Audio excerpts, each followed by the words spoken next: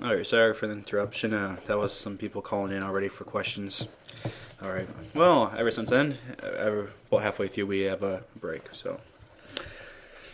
Alright, we were in Habakkuk going through different terms that Habakkuk is when he's praying to the Lord, talking about the Lord reviving his people and making himself known, and he uses different terminology that would normally associate with the second coming, but they're not just talking about the Lord spreading forth his word. He uses such phrases like coming, heavens, brightness, light at his feet, drove asunder the nations, his bow, the sun and moon, threshed the heathen in anger, and God's horses. That's all found in Habakkuk chapter 3. But we're going to find our way back to Revelation 6 here. And it's going to be verse 5. It says, "And when he had opened the third seal, I heard the third beast say, Come and see. And I beheld, and lo, a black horse, and he that sat on it had a pair of balances in his hand.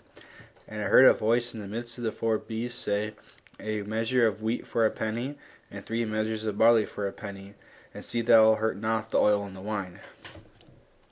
Well, what's this talking about? I think this is referencing what Jesus said. There will be famines in divers places, and in the book of Acts, it talks about prophets prophesying about famines, and in the book of Acts, it even says that one of them, one of the great famines took place actually before the book of Revelation was completed. So the famine that's taking place isn't something at the end of history. It's something that started way back then. I'm gonna see if I can find that reference. But you can just look in concordance about famine and Acts, and it'll have it. I didn't look up the reference right away.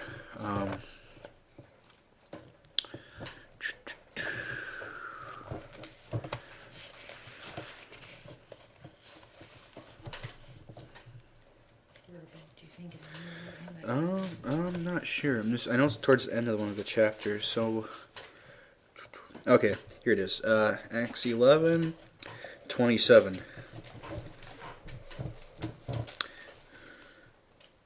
"And in these days came prophets from Jerusalem unto Antioch, and there stood up one of them named Agabus, and signified by the Spirit that there should be a great dearth or famine throughout all the world, which came to pass in the days of Claudius Caesar."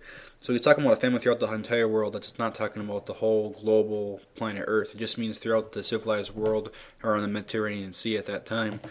And he says it already came to pass. So famines were already happening at the early stage of the early church. And I think this is what it's talking about. But see, that the famine didn't harm the rich people.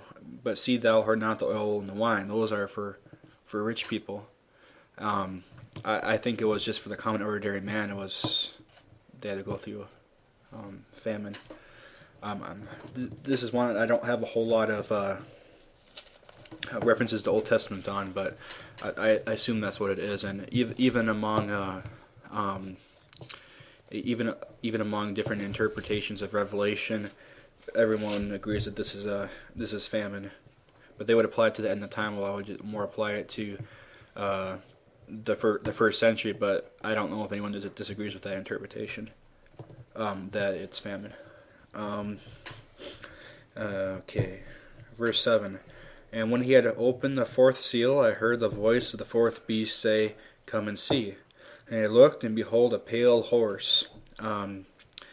Pale is not quite the best accurate translation of the Greek. The Greek is sickly green, like you're about to throw up, turning green like a swampish green, sickly green.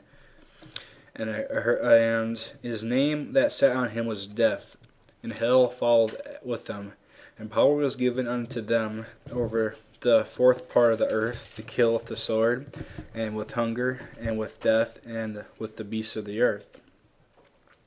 Okay, what's this one talking about? What's this horse talking about? Well, we already told who's on the horse. His name is Death, and hell. Hell is not. It's not talking about like the place of the damned. There, it's just talking about the grave or those that die.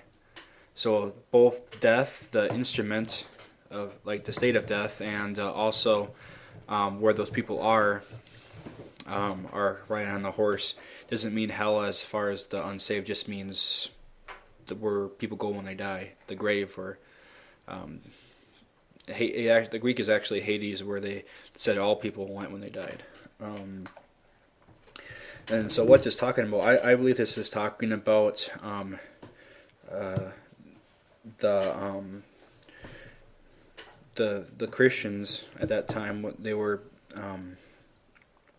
were persecuted, and they were killed with sword and hunger and death. And I think it either applied to the Christians, or it could apply to the Jews of that time. I'm not sure exactly which, but in Psalm 79, verse 2 and 3.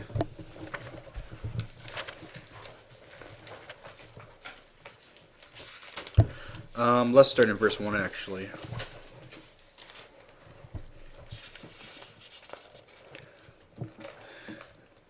Psalm 79 verse 1 says, O God, the heathen are come into thine inheritance, thy holy temple they have defiled, destruction of Jerusalem, and the temple. They have laid Jerusalem on heaps.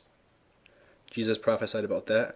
The dead bodies of thy servants they have given to be meat unto the fowls of the heaven, the flesh of thy saints unto the beasts of the earth. Their blood have they shed like water round about Jerusalem, and there was none to bury them. So I think that's referring back to there about the saints and also the Jews at that time that were on the temple being destroyed. That it was a time of great death. They said the hills were covered with crosses, just like there were rows of like corn, like a wheat field of crosses. There was thousands of people crucified in a single day. It got so in Psalm 79 it talks about the blood was shed like water all around Jerusalem. That literally came true. The blood ran in the streets 6 inches thick with the slaughter.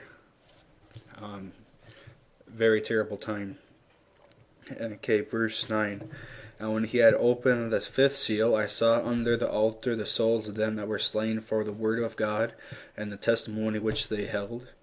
And they cried with a loud voice, saying, How long, O Lord, holy and true, dost thou not judge and avenge our blood on them that dwell on the earth? Okay. Let me look this up here, Jeremiah 51.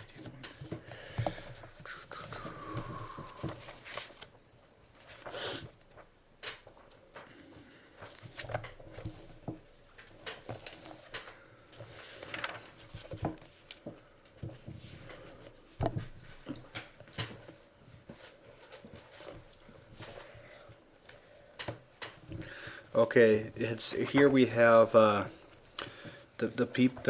saints of God that were slain during this time crying out for vengeance, and it kind of echoes Jeremiah 51, 35 and 36. It says, The violence done to me and to my flesh be upon Babylon, shall the inhabitants of Zion say, and my blood upon the inhabitants of Chaldee, shall Jerusalem say. Therefore thus saith the Lord, Behold, I will plead thy cause, and take vengeance for thee. I will dry up her sea, and make her springs dry. So it's just, crying out for vengeance. I don't know, I tend to think this is figurative in the sense that I'm not sure if they're actually laying underneath the altar. Just like Abel's blood cried out for vengeance. I think it's more the idea. I believe John's really seen this, but I'm not sure if that's literally, physically what's happening in heaven. Okay, in verse 11, And white robes were given unto every one of them, and it was said unto them that they should rest yet a little season, until their fellow servants also and their brethren, that they should be killed as they were, should be fulfilled. And this is why I don't think the historians feel Revelation is correct in that they believe Revelation spans all of history between Christ's first and second coming, because they say, the tribulation that Jesus talks about, and the tribulation in Revelation, it's the whole church age.